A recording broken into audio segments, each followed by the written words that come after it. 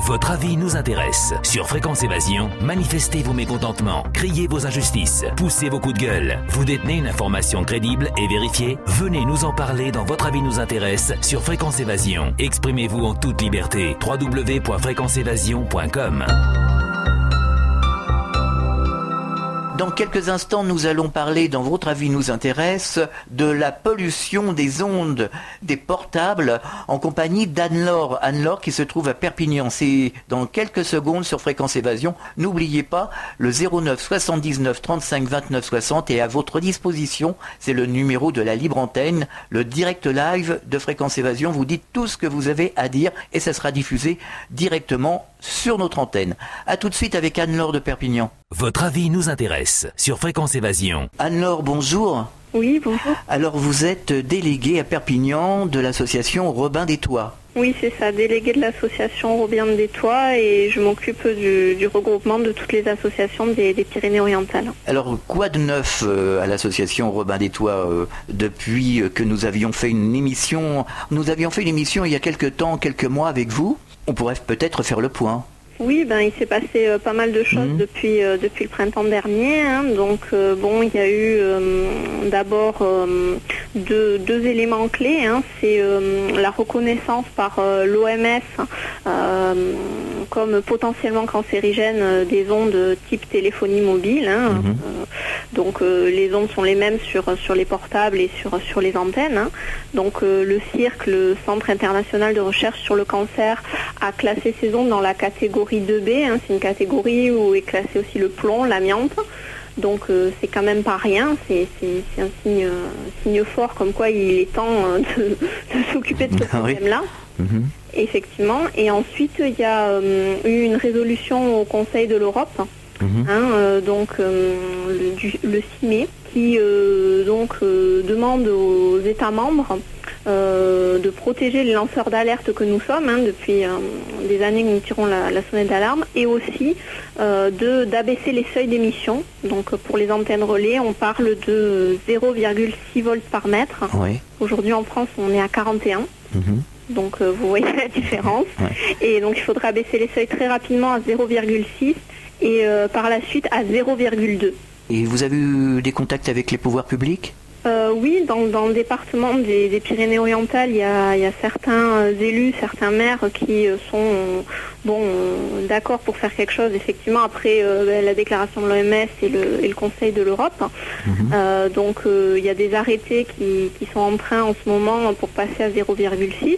Le problème, c'est qu'évidemment, les opérateurs ne veulent pas jouer le jeu et on a vraiment l'impression qu'on va avoir des confrontations parce que eux, ils veulent rester avec des normes moins contraignantes. Est-ce que vous avez mis en place des systèmes de pétition ? Oui, c'est-à-dire nous dans les Pyrénées-Orientales, il y a beaucoup de collectifs.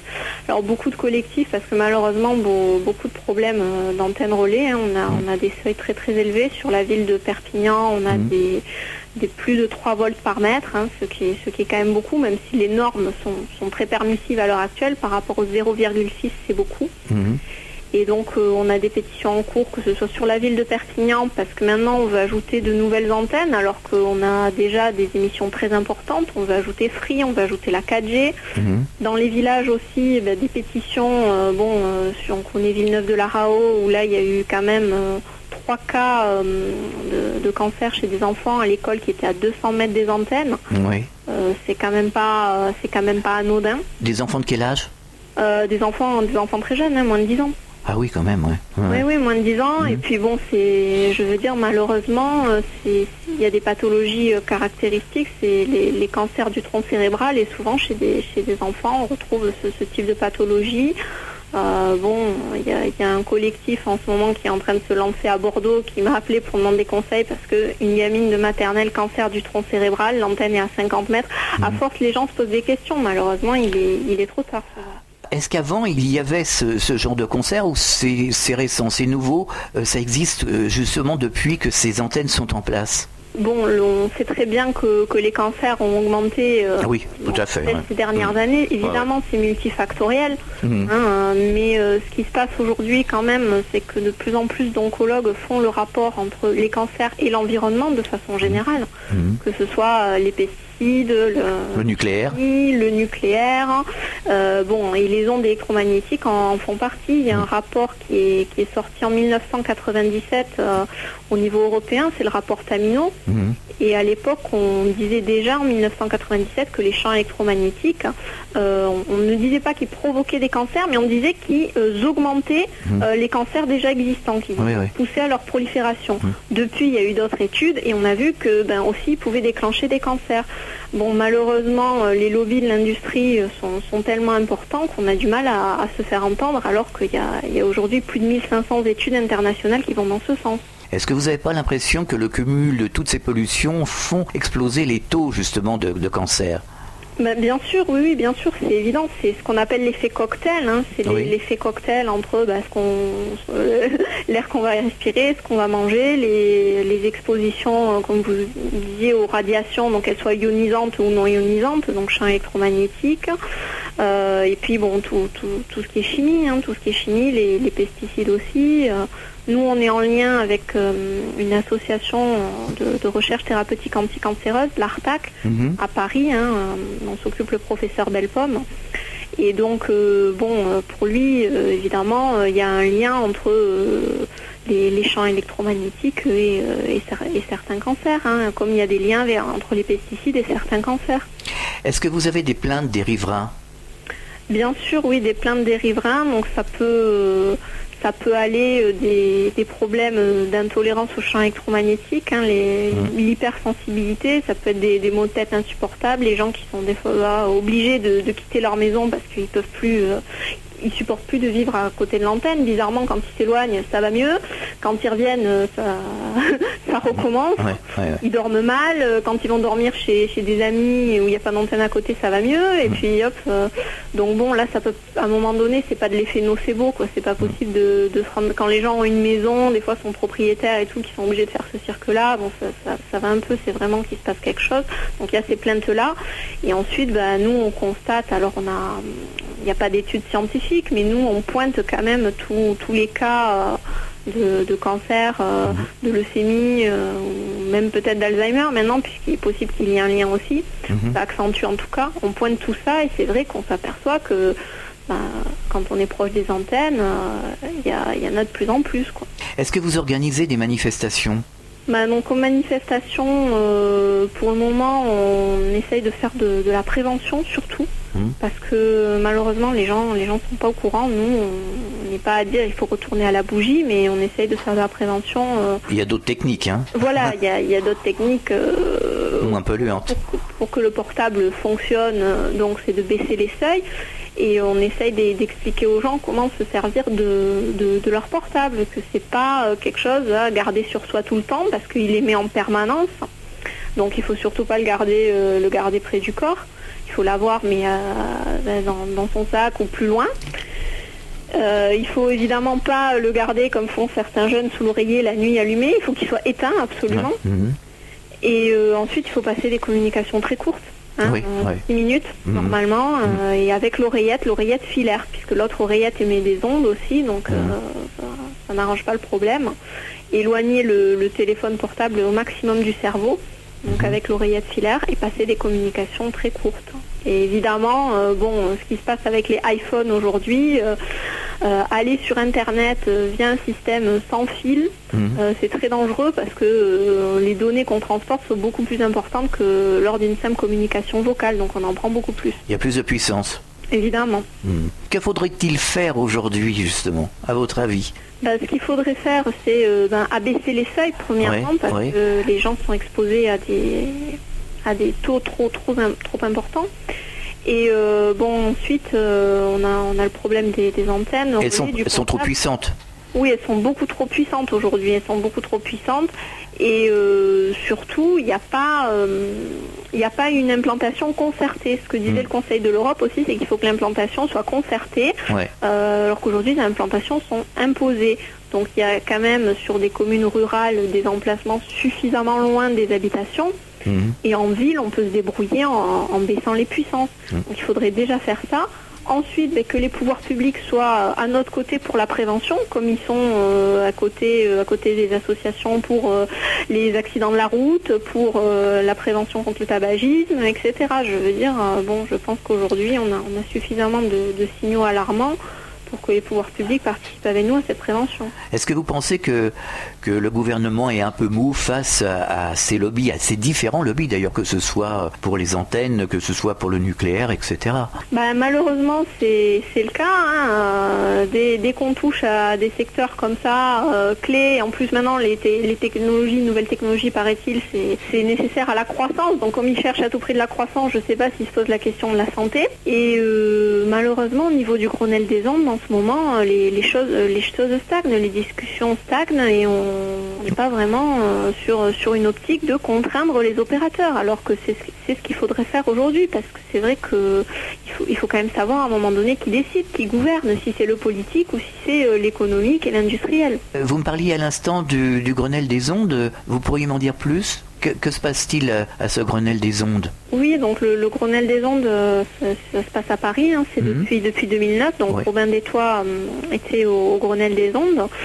Et il y a eu plusieurs tables rondes. Bon, pour le moment, il y a une expérimentation donc, du seuil dont je vous parlais tout à l'heure, 0,6 volts par mètre, qui est en cours dans 16 villes pilotes en France. Mais c'est vrai que les opérateurs mettent un petit peu des bâtons dans les roues pour éviter que ça généralise. Ils ont d'abord essayé de faire croire que techniquement c'était pas possible. Bon, maintenant on a vu que techniquement c'était possible, donc c'est en train de se faire. Mais c'est vrai qu'ils traînent les pieds parce qu'ils disent à partir du moment où les autres villes et villages vont se rendre compte que ça peut marcher comme ça, ils vont vouloir que ce soit pareil chez eux. Et eux, ça les oblige à avoir du matériel beaucoup plus performant, donc qui leur coûte plus cher. Mais bon, vu les bénéfices qu'ils font, c'est quand même la moindre des choses de fournir cet effort. Oui, tout à fait. D'autant plus que les communications portables sont très chères, sont restées très chères. Oui, puis bon, là on nous dit qu'il faut à tout prix poser les antennes pour free parce que ça va faire baisser soi-disant le coût des forfaits. Bon, malheureusement, souvent on a l'impression qu'il y a des ententes pour que les prix ne baissent pas. Donc si c'est pour avoir des antennes et qu'en plus les consommateurs n'aient vraiment pas de gain à la clé, on voit pas trop l'intérêt. Peut-être boycotter le portable justement. C'est ce qu'il faudrait en tout cas, déjà que prendre des forfaits beaucoup moins chers, pour privilégier le téléphone fixe. Tout à fait. Tant qu'ils font pas d'effort, eh bien les gens ne continuent pas à leur donner d'argent parce qu'ils exposent toute la population française en toute impunité. Tout à fait, oui. Alors sachez que vous pouvez pousser des coups de gueule, vous pouvez donner ce numéro à des riverains, par exemple mécontents, c'est le 09 79 35 29 60, vous appelez ce numéro, c'est la libre antenne sur Fréquence Évasion, vous dites ce que vous avez à dire et c'est diffusé directement sur l'antenne. D'accord, bon, mais très bien, on va faire suivre le message pour qu'il y ait un maximum de riverains qui vous contactent. Voilà, 09 79 35 29 60. Anne-Laure, vous étiez à Perpignan, donc déléguée pour Robin des Toits, pour la région. Oui. Merci d'avoir participé à cette intervention. À très bientôt. À très bientôt, au revoir. Au revoir. Votre avis nous intéresse sur Fréquence Évasion. Poussez vos coups de gueule en direct sur l'antenne. Composez le 09 79 35 29 60, le direct live de Fréquence Évasion. Vos messages seront diffusés chaque jour sur l'antenne. La crise, le pouvoir d'achat, le gouvernement et tout autre sujet d'actualité, c'est la libre antenne sur Fréquence Évasion 09 79 35 29 60. Chaque jour sur Fréquence Évasion, dites-nous tout. La météo en France, dans notre grand sud. Quel temps fait-il en Midi-Pyrénées, Languedoc-Roussillon et Provence-Alpes-Côte d'Azur? Pour le savoir, cliquez sur Météo. Chaque jour, Fréquence Évasion vous offre la météo grâce à Météo France. Votre avis nous intéresse sur Fréquence Évasion. Vous écoutez Fréquence Évasion, votre avis nous intéresse. Aujourd'hui, nous parlons de l'handicap au travail. Je vous rappelle que vous pouvez nous appeler au 09 79 35 29 60 pour pousser vos coups de gueule. C'est le direct live, c'est la libre antenne sur Fréquence Évasion. Votre avis nous intéresse. Pascal Pourrier, bonjour, merci d'être avec nous. Bonjour.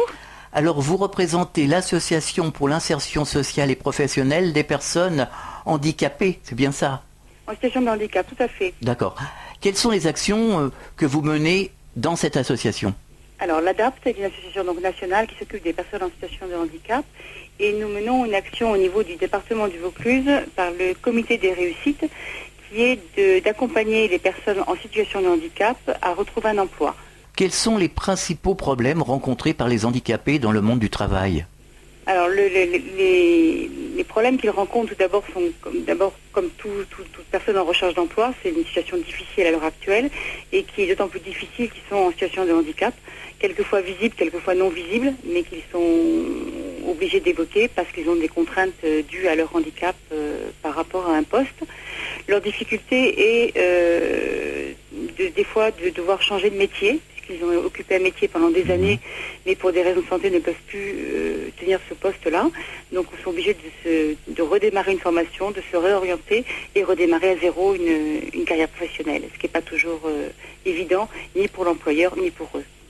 Est-ce que l'handicap, à votre avis, est réellement reconnu ? Est-ce qu'il devrait à la fois... Est-ce qu'il est reconnu dans la société en général, je voulais dire, et au sein de l'entreprise ?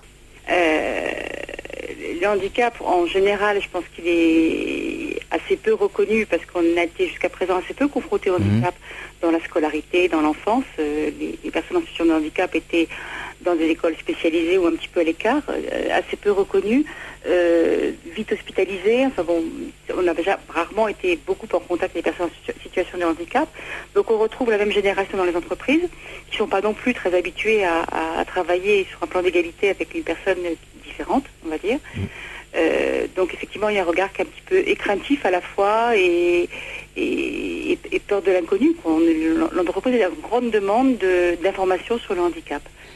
Parce que globalement, il y a une peur. Il y a une peur, il y a des préjugés très importants sur le handicap, ce qui ne favorise pas l'intégration donc, de ces personnes en situation de handicap. Les sociétés, les entreprises sont un peu frileuses. Les managers et les équipes sont frileuses. Je pense que tout ce qui est direction ressources humaines sont maintenant très ouverts à l'idée du handicap. D'abord parce qu'il y a une obligation d'emploi pour toute entreprise de plus de 20 salariés. Il y a 6% de l'effectif qui sont représentés par des personnes en situation de handicap. Donc tout ce qui est direction des ressources humaines devient plus ouverte en termes de recrutement globalement. Il y a de grandes missions handicap dans toutes les entreprises, dans les grosses entreprises. Par contre, les managers ou les équipes, lorsqu'on leur propose un travailleur en situation de handicap, disent si je pouvais avoir quelqu'un de valide, ce serait peut-être mieux parce que mon poste il est comme ci ou comme ça. Je trouve toujours de bonnes excuses pour éviter la personne en situation de handicap. Je parle globalement, il y a bien sûr les exceptions. Que faut-il faire pour changer tout ça ?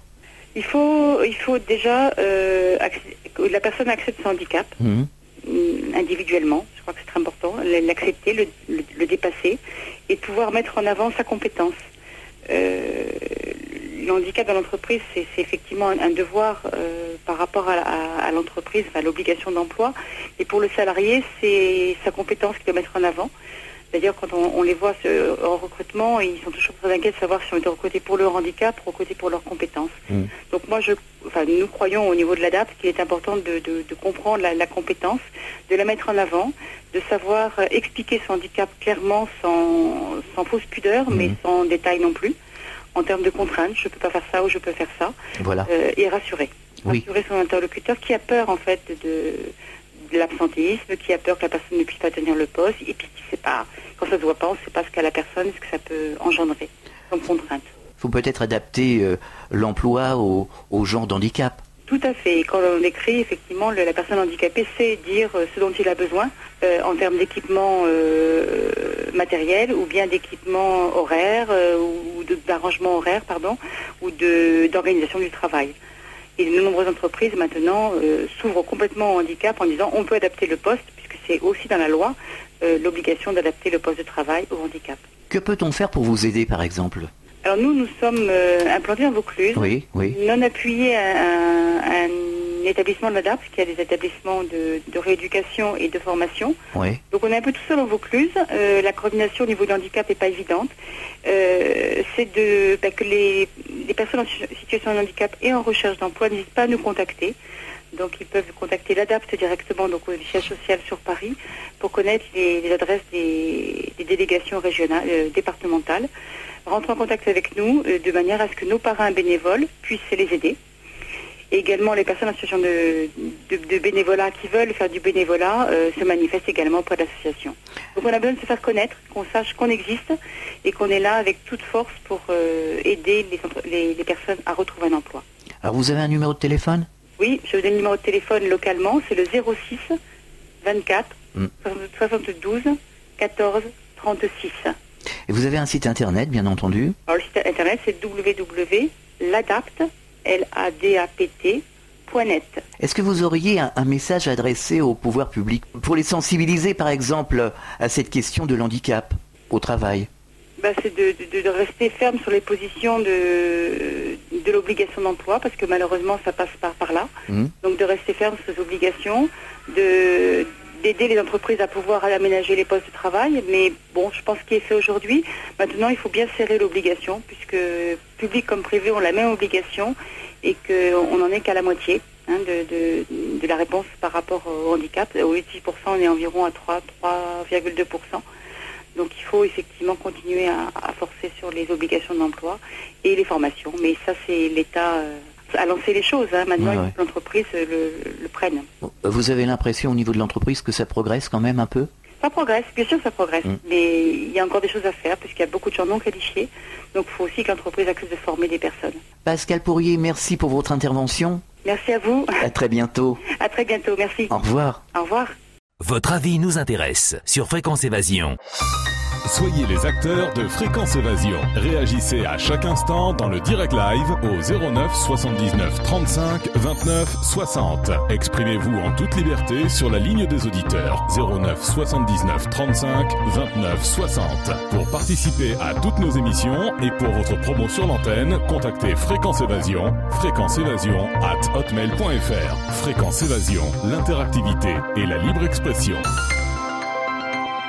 Chaque jour sur Fréquence Évasion, dites-nous tout. La météo en France dans notre grand sud. Quel temps fait-il en Midi-Pyrénées, Languedoc-Roussillon et Provence-Alpes-Côte d'Azur? Pour le savoir, cliquez sur Météo. Chaque jour, Fréquence Évasion vous offre la météo grâce à Météo France.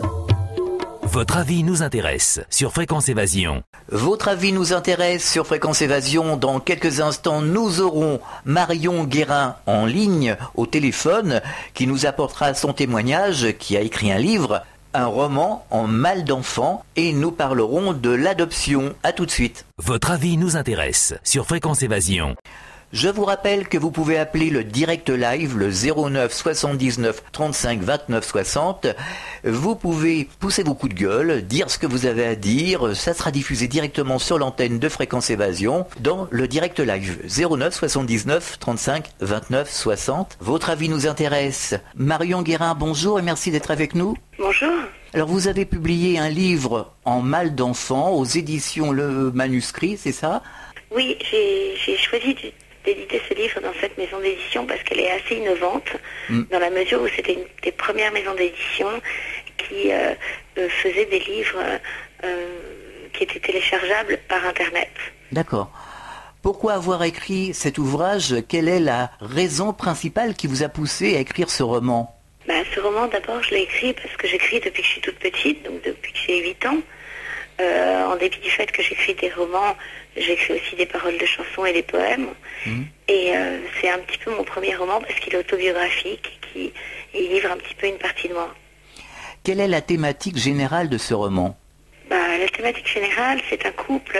J'aime beaucoup d'ailleurs la remarque de ma maison d'édition, qui est un très bon résumé, qui est peut-on se séparer à force d'aimer?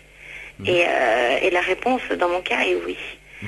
Donc la thématique, c'est surtout que c'est un couple qui a beaucoup de soucis pour avoir des enfants, qui se donne énormément de mal pour les obtenir, et qui finalement, avec des enfants en très bas âge, se séparent. Alors qu'est-ce qui vous a inspiré justement à écrire cet ouvrage?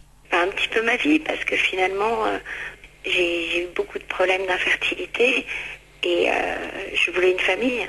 Avant tout, j'aimais énormément mon mari, et je voulais qu'on ait une famille ensemble. Et c'est vrai que le fait de se regarder dans une glace et se dire, maintenant, j'ai en effet des enfants, j'ai une famille, mais je suis toute seule à la partager, c'est très difficile. Oui, bien sûr. Et je pense que c'est un sujet d'actualité, je pense que c'est un sujet qui touche beaucoup de couples en ce moment. Et je pense que de nos jours, on divorce un petit peu pour rien. Oui, c'est vrai, tout à fait. Et en fait, vous avez mis beaucoup de temps pour avoir cet enfant. Moi, pour avoir mes enfants, j'en ai 3. J'ai mis en fécondation in vitro, ce qui est beaucoup, oui. Ce qui est beaucoup de risques pour la santé, ce qui est beaucoup de risques pour soi-même, ce qui est beaucoup de risques pour son couple. L'avenir me l'a démontré. Et maintenant, j'ai 3 enfants qui sont merveilleux, mais... Vous avez peut-être mis beaucoup de temps à les avoir, ces enfants, non? Ah oui, j'ai mis beaucoup de temps. Je me suis mariée, on a commencé à vouloir un enfant en 2000, et mon premier fils est né en 2004. Parce qu'évidemment, c'est un roman qui est autobiographique, bien sûr, mais il est inspiré de la réalité. Tout n'est pas vrai, et les personnages sont un petit peu transformés. Alors, à votre avis, les couples qui ne peuvent pas avoir d'enfants doivent-ils absolument avoir recours à des techniques médicales assistées ou peut-être se diriger plutôt vers l'adoption? Le livre, d'ailleurs, En mal d'enfant, traite aussi de l'adoption. Parce que moi, j'ai fait le parcours de l'adoption, qui est un parcours qui, contrairement à ce qu'on imagine, on le pense très compliqué. Et en définitive, c'est un parcours qui est, j'ai envie de dire, très éducatif. C'est-à-dire que ça ouvre l'esprit, les assistantes sociales sont adorables. Elles essayent de mettre des limites à des parents capricieux, mais sans aucune méchanceté. Et finalement, ça va vite. Moi, en 8 mois, j'ai obtenu mon agrément d'adoption. Après, bon, ce qui est difficile, comme je vous l'ai dit, j'écris aussi des paroles de chansons et j'ai une chanson qui est sur l'adoption. Ce qui est très difficile dans le parcours de l'adoption, c'est qu'en France, cela reste des pupilles de l'État, qu'il y a pas mal de personnes qui ne sont pas aptes à gérer leurs enfants, mais qui n'acceptent pas de les rendre adoptables, donc ils préfèrent les laisser dans des familles d'accueil, avec des lois gouvernementales que je trouve absurdes. Par exemple, un enfant doit changer de famille d'accueil chaque année, ça veut dire qu'il n'a pas de repère, plutôt que de les confier à des couples aimants, tout à fait, qui n'ont pas la possibilité d'avoir des enfants. Donc on est obligé de s'orienter vers l'étranger, et à l'étranger, l'adoption, c'est des parcours compliqués, c'est cher, et c'est long. C'est long dans la mesure où la première attache avec votre enfant, c'est une photo qui vous arrive chez vous. Vous avez la photo de votre enfant, on vous dit qu'il vous a été attribué. C'est le plus beau jour de votre vie, mais on vous dit qu'il faudra attendre 3 mois pour le voir. C'est trop long, ça. C'est des parcours qui sont émotivement compliqués. Alors vous pensez qu'il y a quelque chose à faire pour faciliter justement toutes ces démarches, les rendre plus simples et faciliter l'adoption, enfin une adoption beaucoup plus rapide? Je sais pas, il y aurait des choses à faire, mais il faudrait que tout le monde revoie un petit peu ses positions.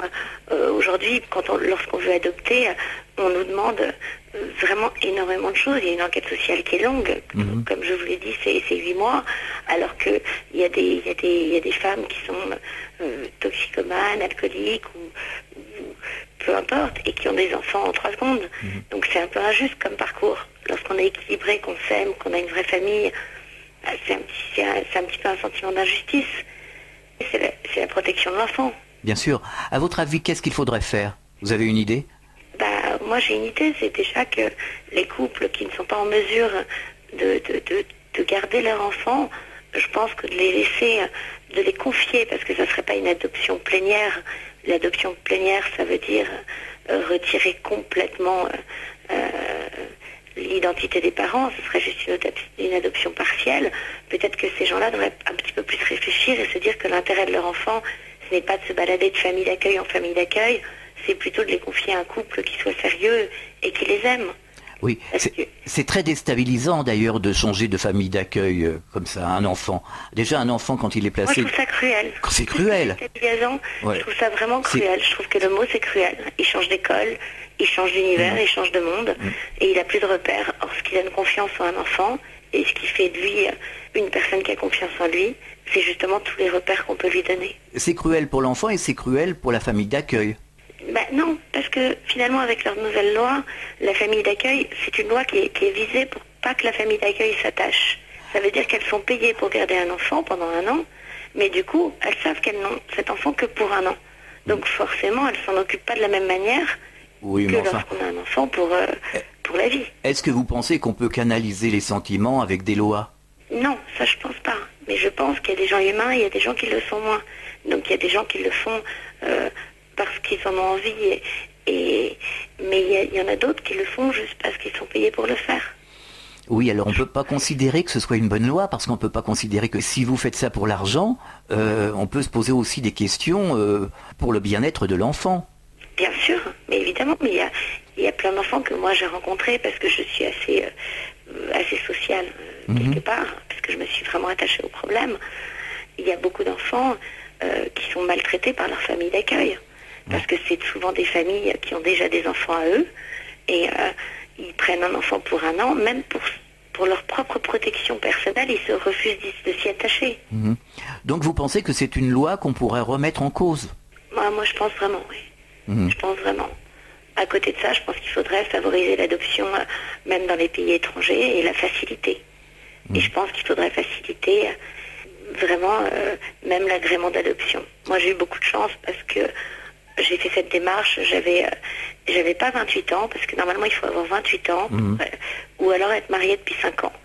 Et la chance que j'avais, c'est que je m'étais mariée très jeune, donc j'étais déjà mariée depuis 5 ans, donc j'ai pu soumettre ma demande. Et comme on était un couple qui avait un milieu un petit peu favorisé, on avait un bel appartement, enfin, on avait tout pour être heureux, nos démarches ont été plus vite. Mais il y en a d'autres qui galèrent, alors que ce seraient peut-être des meilleurs parents que nous aujourd'hui. Et vous avez rencontré des cas assez compliqués? Ah ben j'ai rencontré des cas très compliqués. Ouais. J'ai rencontré des petites filles qui avaient changé 8 fois de famille d'accueil, elles avaient 11 ans. En effet, oui. Ouais, c'est même traumatisant. Hein. C'est plus que traumatisant, avec des parents dont la mère était un peu schizophrène, le père était inconnu, et la petite fille, on ne pouvait pas la confier à la mère, mais la mère refusait formellement qu'elle ait une adoption, parce qu'une adoption lui aurait donné une famille d'accueil, mais une vraie famille d'accueil. Et quel est l'avis en général des assistantes sociales sur ce sujet? Je ne sais pas bien, parce que lorsqu'on les rencontre, elles sont quand même dans un milieu professionnel, donc ça accorde peu de temps à de la sympathie. Elles ont besoin d'être vraiment objectives pour donner leur avis. La plupart, évidemment, ont le même avis que moi. Donc, parfois, elles le soulignent. Mais surtout, ce qu'elles veulent, c'est venir chez vous et voir si vous êtes apte ou inapte à vous occuper d'un enfant. Marion Guérin, est-ce que vous avez quelque chose à ajouter? Vous n'avez pas un message à faire passer? Le message, c'est surtout merci beaucoup à vous de m'avoir accueilli. Et puis, c'est surtout, je pense qu'En mal d'enfant est un livre qui traite un petit peu de tout. C'est-à-dire que aussi bien il traite de les valeurs du couple, aussi bien il traite de les valeurs de la famille, aussi bien il traite du divorce, de la séparation. Il traite de beaucoup de choses, de beaucoup de faiblesses. J'ai envie de dire qui sont humaines et qui sont idiotes finalement, parce qu'on sait toujours ce qu'on perd, mais on ne sait pas ce qu'on gagne. Tout à fait. Donc j'ai envie de dire que moi j'ai voulu ma famille à tout prix, et j'ai envie de parler à tous vos auditeurs en leur disant que une famille, avant tout, c'est un couple. Donc pour votre question initiale, je ne sais pas s'il est plus important d'arriver à adopter ou d'arriver à avoir un enfant, ou de rester avec son conjoint et d'être heureux. Le principal, pour moi, c'est d'être heureux, et un jour, les enfants sont faits pour partir, ils ne vous appartiennent pas. Tout à fait. Donc, vous êtes là pour leur donner la confiance en eux, de la sécurité, une éducation. L'équilibre. Vous êtes là pour leur donner les armes pour se battre dans la vie, mais pas pour les posséder. On a tendance à l'oublier, ça. Hein. On a tendance à l'oublier, sauf lorsqu'on y est confronté. Moi, je vois, ça fait 3 ans que je suis séparée. Finalement, je vois que mes enfants grandissent, je vois qu'ils changent, je vois qu'ils se transforment, je vois qu'ils acquièrent une indépendance qui me fait plaisir, mais qui me fait mal à la fois. Marion Guérin, merci pour votre témoignage. Nous rappelons le titre de votre ouvrage. C'est un roman, En mal d'enfant, publié aux éditions Le Manuscrit.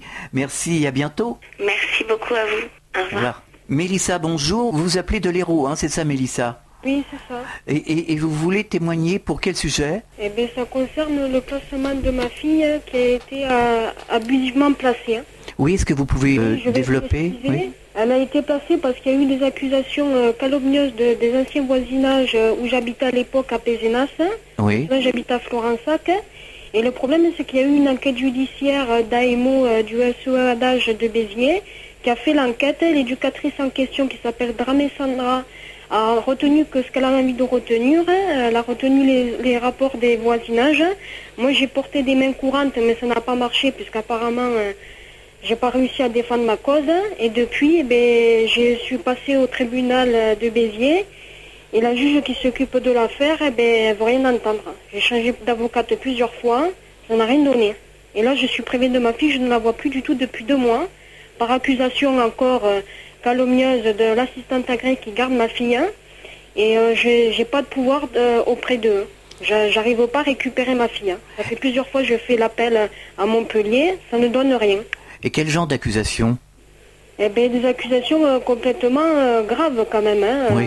Là, on m'accuse que ma fille, presque, je m'en occupe pas, que soi-disant, elle aurait des problèmes vaginaux, ce serait ma faute, et que mon compagnon en question, avec qui je vis en ce moment, ma fille, elle aurait peur de soi-disant mon compagnon. Donc moi, je comprends pas qu'on m'accuse des choses que je ne fais pas, quoi. Et vous êtes allé voir une assistante sociale? Ah, mais l'assistante sociale, c'est pas la peine, puisqu'elle est contre moi, elle est pas là pour m'aider, quoi.